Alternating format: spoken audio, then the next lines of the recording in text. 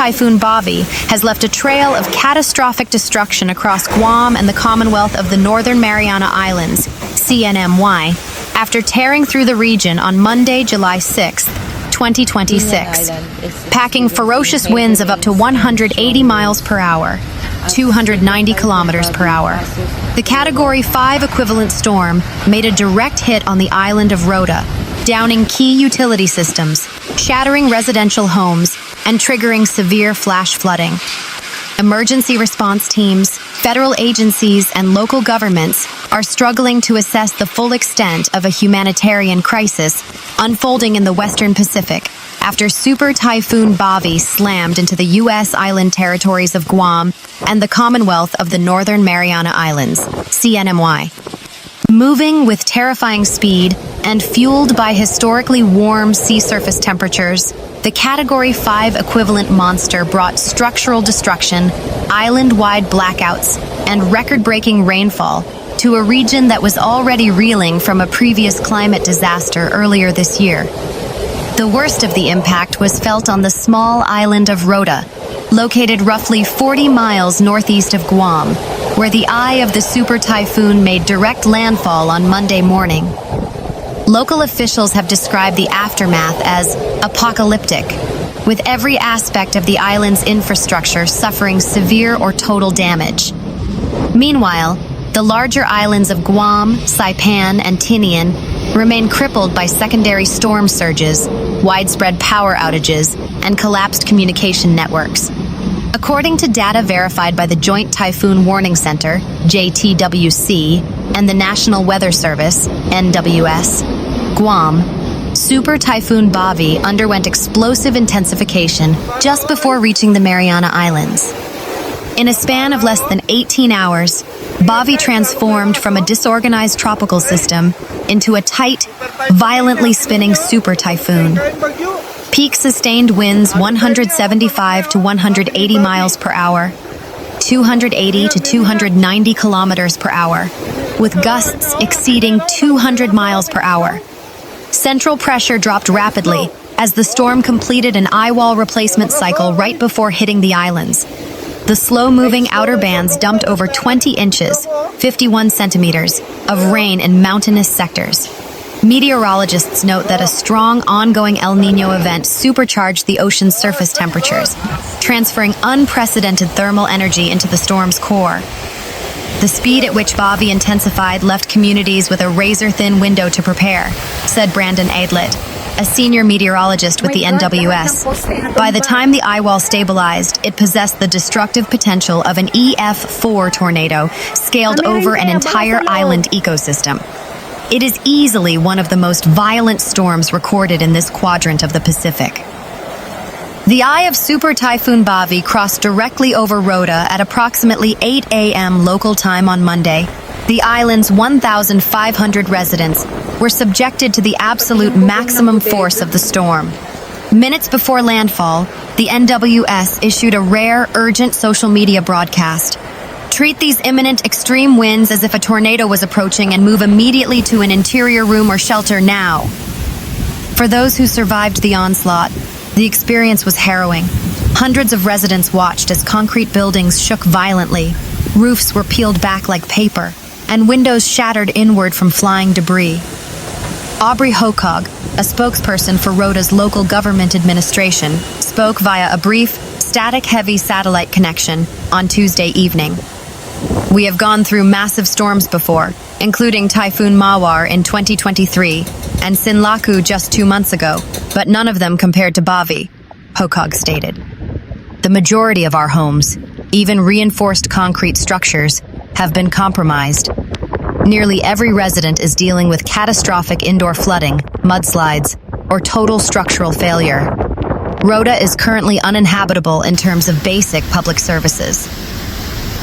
Debris cleared from the main arterial roads revealed uprooted jungle canopies, crumpled commercial signs, and cars flipped into ditches by the wind. The Commonwealth Utilities Corporation has rushed to set up a temporary water filling station in the village of Sinapalo, but distribution remains severely hampered by heavy road blockages. Though Guam escaped a direct eyewall hit, The territory's proximity to Rota meant it was thrashed by the storm's dangerous southern quadrant. Across the island of 170,000 residents, high-velocity winds and torrential downpours turned streets into raging rivers.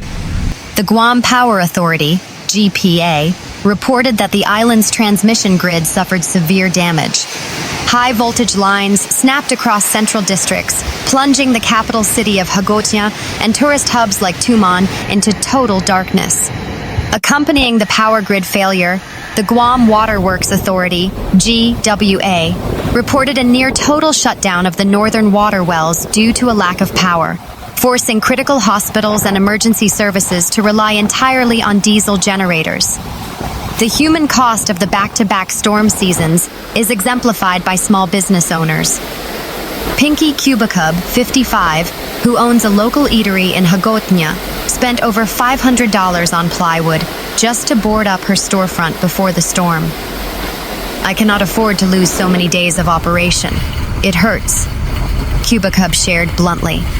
"Whatever revenue we make right now goes straight to rent, utilities, and keeping my employees paid. I haven't even been able to pay myself this year." At the Guam Plaza Hotel, which served as an impromptu emergency bunker for hundreds of displaced residents, the scene was chaotic. Hotel General Manager Sudipta Basu, 59, noted that nearly 70% of the guests checking in during the typhoon were locals fleeing wood and tin housing. "Our hotel is locally owned, so we prioritize our community," Basu said, as winds shook the building's heavy concrete frame. "We spent close to $800,000 on industrial backup generators back in April, which is the only reason we still have light and water right now." Further north, the islands of Saipan and Tinian faced severe compounding crises. Both islands were still actively recovering from Super Typhoon Sinlaku, which struck in mid-April and left half the population without permanent electrical infrastructure for nearly 2.5 months. Because emergency repair materials were still backlogged at local shipping ports, hundreds of families were still living under temporary blue tarps or inside structurally compromised homes when Bavi arrived. Emergency shelters opened by the CNMI government were quickly packed beyond maximum capacity, forcing officials to turn away families seeking refuge from low-lying coastal flood zones. Furthermore, Tinian's historic North Field, which is currently undergoing high-priority military renovations by the U.S. Department of Defense to act as a strategic diversionary airfield for Andersen Air Force Base, suffered severe soil erosion and flooding, stalling defense construction projects in the area. In response to the catastrophe, Guam Governor Lou Leon Guerrero and CNMY officials have established a unified command structure. In a video message transmitted via emergency broadcast frequencies, Governor Guerrero urged patience. "The threat of the winds has passed, but the danger of unstable structures, downed power lines, and contaminated water remains. Stay home, let the first responders do their jobs, and look out for your neighbors." International aid groups, including the American Red Cross, have begun assembling volunteer deployment teams from Hawaii and the continental United States to fly into Guam International Airport as soon as commercial flight runways are fully cleared of debris. The rebuilding process is expected to cost hundreds of millions of dollars and will take months, if not years, to complete. With the global climate shifting toward more frequent and intense storms due to unprecedented ocean warming, the residents of the Mariana Archipelago find themselves on the front lines of an increasingly volatile environment, showing remarkable resilience, even as they pick up the pieces of their broken islands once again.